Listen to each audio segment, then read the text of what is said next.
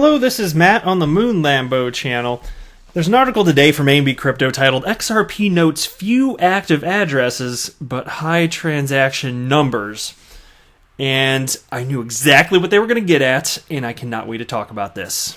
Because what would the headline have you believe? XRP not up to snuff, basically? All this activity, but really nobody's, not many active addresses. It's just all coming from a few.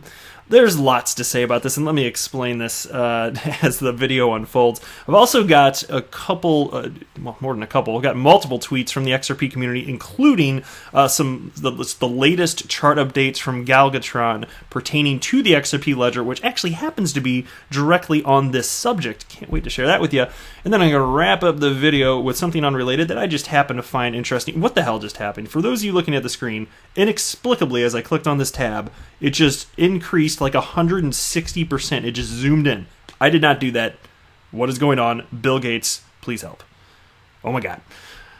Before we get rolling here, if you would please delicately tap that like button. And if you're a fan of Ripple and XRP, go ahead and subscribe to the Moon Lambo channel because it's a gosh darn reasonable thing to do. And even if you don't want to, it's okay. We can still be friends here. So let's dig into this first piece here, again titled XRP notes few active addresses but high transaction numbers. Oh, I got some thoughts on this one. XRP startled the crypto community after it noted 50% of all crypto transactions, with its transaction count nearing its all-time high of 1.7 million. And indeed, I did report on this just the other day. The third largest digital asset peaked in terms of transaction count at 1.65 million on October 26th, following which it started to descend. However, according to a market observer at FreeMover369, the 30-day average number of active addresses on XRP stood at 4.643K among the top 15 cryptocurrencies. XRP followed 13 cryptos, securing the 14th place. And you can see here's the chart, and the only ADA, I think that's Cardano, right? So only ADA is after that in terms of active addresses, right? And so the premise here would be that's a negative indicator, right? Well, not so quick. Let me read a little further.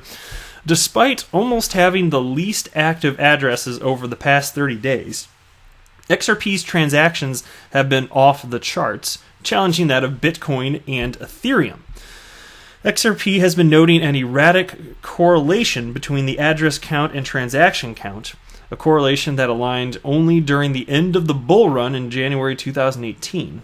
On 16 January 2018, the XRP address count was reported to be 36.24K, and the corresponding transaction count was 1.7 million. The address count fell in the following months, and on October 26, 2019, when XRP noted a jump of 12%, the transaction count shot up and neared its all-time high at 1.65 million. However, this time, the corresponding address count is just 7.5K, almost 5 times lower than the numbers recorded in January 2018. Let me make a couple points here. Consider this. As far as long-term hodling goes within the world of crypto, I didn't bother trying to pull up any particular figures for the sake of this video. I just want to state the concept, and indeed, it's fact. There have been surveys done on this in the past.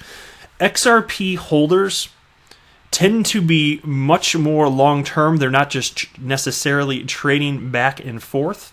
Okay, so look, tons of XRP has been purchased by those in the XRP community, and we're not constantly necessarily buying and selling.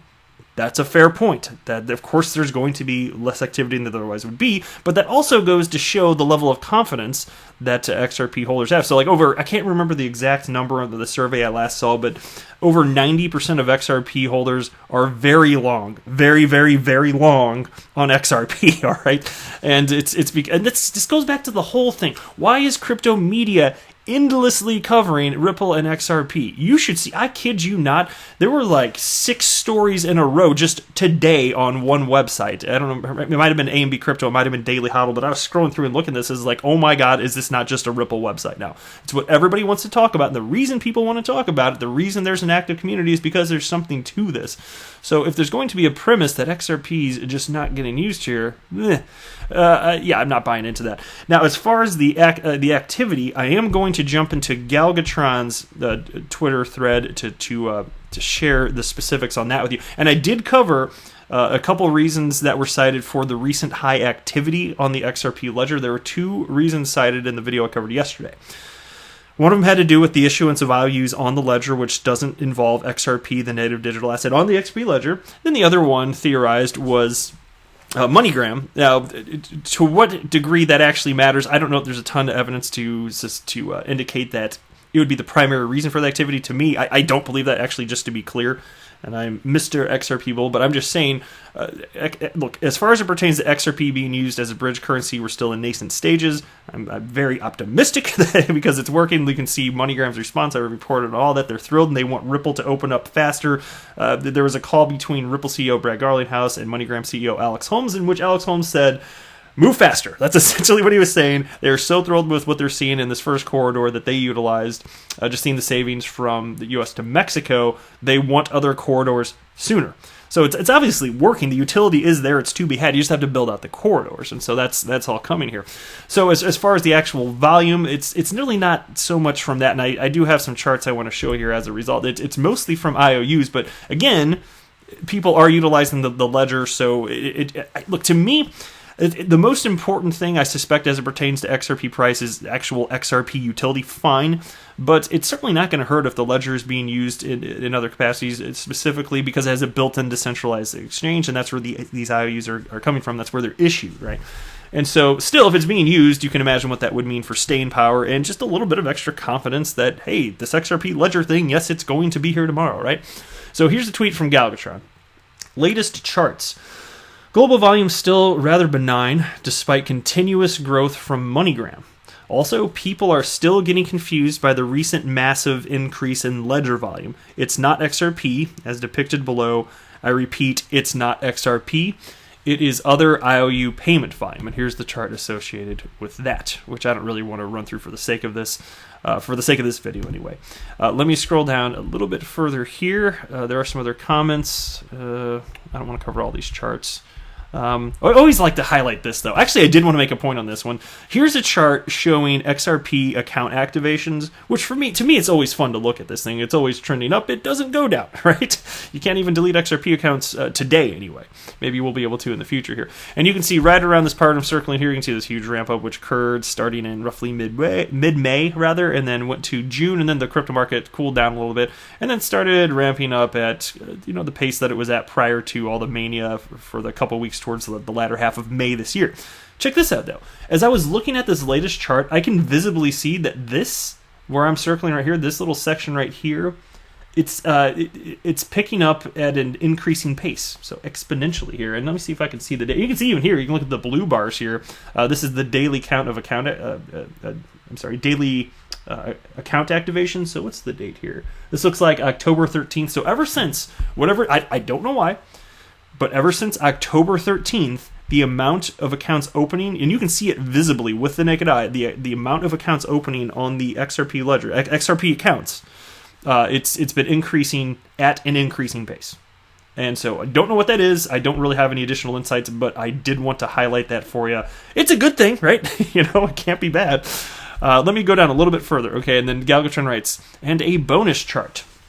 Ledger fees, and then in parentheses he writes, burn fees, have been a contentious topic with lots of flawed assumptions, including my own, so here is the reality. I hope it's clear that these fees are a pittance in the big picture and won't meaningfully contribute to XRP valuation, right there. And I've known that for some time. That's not a bad thing, though. It would take probably thousands and thousands of years with global adoption for all XRP to just be eaten up, right, in terms of burn fees. The reason the burn fees are there is just to prevent DDoS attacks, and I'm perfectly fine with that. So it'll add a little something as there's less and less XRP available over time, but in our lifetimes, is it going to be meaningful?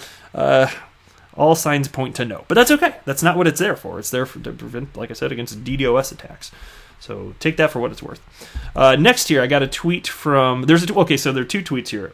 The first one was from Uncle XRP, just tweeted out to the world, not to me, but tweeted out, what would you do if you wake up to a $20 XRP tomorrow? And that is a fun question. What would you do?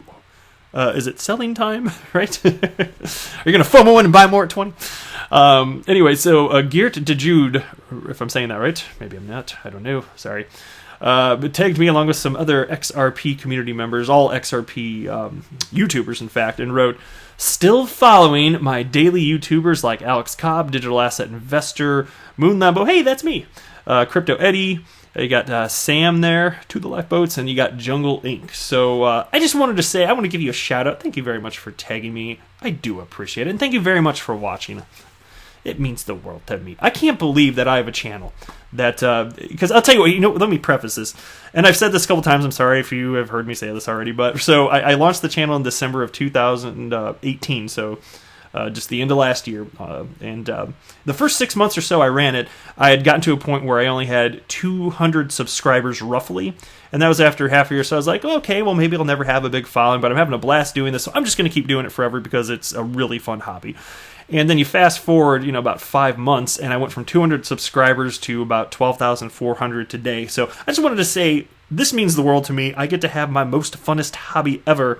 And it would not be the same without the type of participation that there is. And so when I see myself tagged and stuff like this, I just want you to know I do quite genuinely appreciate that. And thanks very much for watching my channel. All right, last piece here, Cointelegraph. U.S. Congressman to introduce bill clarifying digital asset issuance. United States Representative Tom Emmer, Republican, Minnesota, intends to introduce new legislation to provide regulatory certainty for cryptocurrencies. Yay, right? On October 24th, Congressman, that's not a word. I'm going to try that again. Congressman Tom Emmer, who serves as the ranking member of the House Financial Services Committee's Task Force on Financial Technology, say that 3 times fast, announced that he is introducing a new law that can provide a clear path to regulatory certainty for cryptocurrencies and other emerging technologies under securities law. The bill would allow companies that are already compliant with securities laws or who have already acquired securities exemption to distribute their assets without subjecting them to further regulations. According to a tweet by Weiss Crypto Ratings, the bill would provide companies who have complied with the U.S. Securities and Exchange Commission, SEC, registration requirements with legal protection from some of the SEC's enforcement actions. Emmer said in the announcement, quote, companies that have followed our current rules of the road, even if convoluted, deserve that certainty that they can offer their digital asset to the public and help contribute to a truly decentralized network. I am hopeful that this nonpartisan legislation will receive strong support and help ensure investment in the United States for these extraordinary technologies. And indeed, I'm sure that the vast majority have to. I'm willing to bet you feel like me. You just want there to be regulatory certainty. That's all we want here, so that we can get more adoption. Because even Ashish Burley, he's a senior vice president of products at Ripple. I believe that's his proper title. One of the original Ripple employees has cited that there is an additional challenge as it pertains to landing clients within the United States as a result of regulatory uncertainty, even though it could not be more crystal clear that XRP is not a security. If you're a conservative institution like a bank, maybe you sit on this, especially since the vast majority of the world is not using this technology already. We're in the early adoption phase, I'd say, in terms of the technology bell curve. So a lot of banks feel like they can just wait. They don't want to be the first. They don't want the hammer to come down on them. And so that all makes sense. But as a result, could we just get some more regulatory clarity? But that's it for this video. You can tell me what you think below. I am not a financial advisor. Do not buy or sell anything because of anything that I say or write. That would be a very, very, very bad idea. Until next time, to the moon, Lambo!